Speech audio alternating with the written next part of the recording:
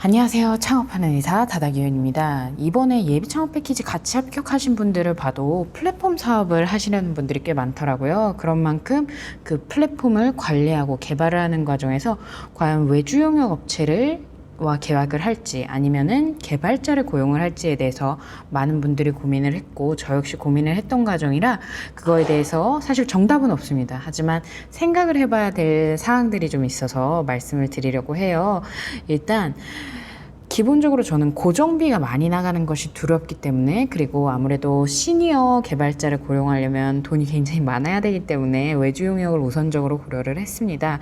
근데 이게 플랫폼 사업이라는 게, 특히 플랫폼이 주가 되는 경우 계속 지속적으로 업데이트, 그리고 가능한 빠르게 어떻게 보면 피보팅을 할 수 있어야지만 살아남는 게 플랫폼 사업이더라고요. 그래서 결과적으로는 개발자를 고용을 하거나 아니면 플랫폼을 방치하거나 라는 그 두 가지로 이어지는 경우가 대부분이어서, 결국에는 개발자를 고용을 하는 게 사실 정말 플랫폼 사업이 주 내 수익원이라고 하면은 필요할 수 있겠더라고요. 근데 말씀드렸듯이 저는 이제 고정비용 이런 문제 때문에 외주 용역 업체를 이제 선택을 하고 고르고 그리고 선택을 했던 건데, 중요한 게 개발자를 스타트업에서 고용을 한다는 거를 생각을 했을 때 두 가지를 꼭 기억을 해야 되는 부분이 있었습니다. 첫 번째는 스타트업에 취직하고 싶지 하는 사람은 많지 않습니다.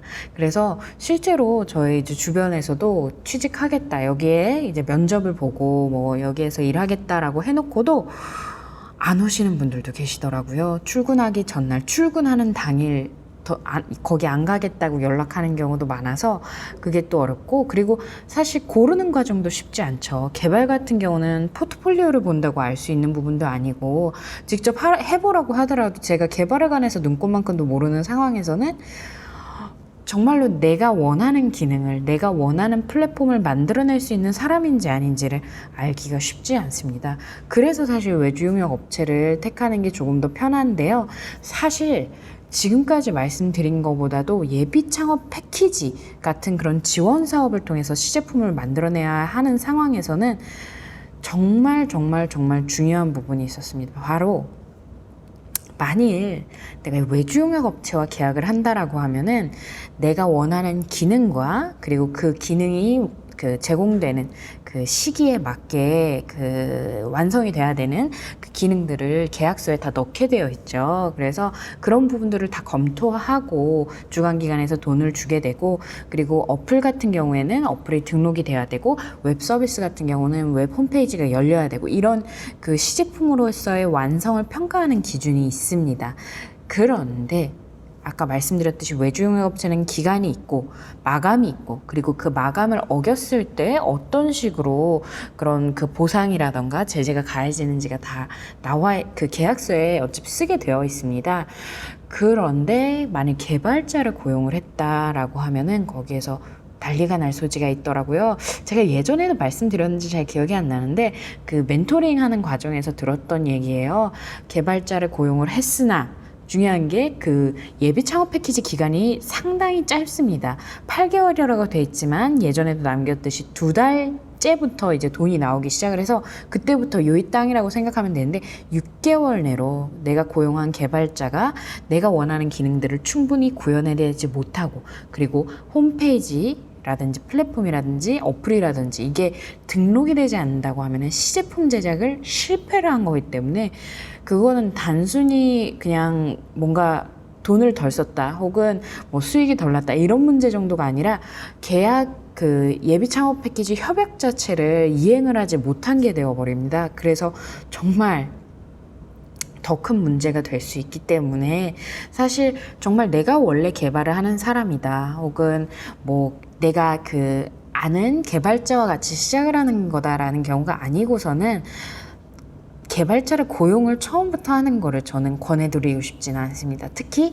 그냥 사업이라면 모르겠는데, 예비 창업 패키지는 말씀드린 것처럼 기간이 있고 그 기간이 굉장히 짧은 사업이고, 시제품이 나오는 것 자체가 일단은 통과 기준, 협약을 잘 이행했나의 기준이기 때문에 개발자를 함부로 고용을 했다가는 그 기준을 못 맞출 가능성이 있어서 저는 개인적으로 외주용역 업체를 고용을 하는 것을 조금 더 권해드리고 싶어요.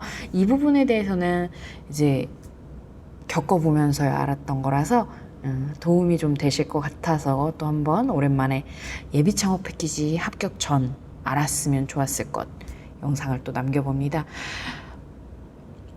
개발자, 사실 저도 개발 공부를 좀 해볼까 했었는데요. 지금 공부해야 할 게 너무 많아서 개발할 수 있으면 참 좋겠지만 어쨌든 저는 외주용역 업체에 맡겼습니다. 믿을 만한 외주용역 업체를 찾는 거는 사실 쉽지 않아요. 쉽지 않지만 그래도 계약서라는 게 있기 때문에 내가 원하는 기능을 잘 계약서에 적어 넣고 해낼 수 있고, 개발자는 모두 전적으로 제 책임이 됩니다. 그래서 말씀드린 부분 한번 고민을 해보시고 그리고 결정을 하시는 게 좋을 것 같아요. 만약 예비 창업 패키지에 합격하지 않은 예비 창업 패키지 같은 시제품 제작 사업에 지원하지 않은 경우라면 개발자를 고용을 해서 같이 성장하는 것도 좋은 방법일 것 같긴 합니다. 그래서 오늘은 외주용역 업체 그리고 개발자 고용 어떻게 결정을 해야 할 것인가에 대해서 한번 창업하는 의사 다다기현이 설명해 봤습니다. 우리 모두 화이팅입니다.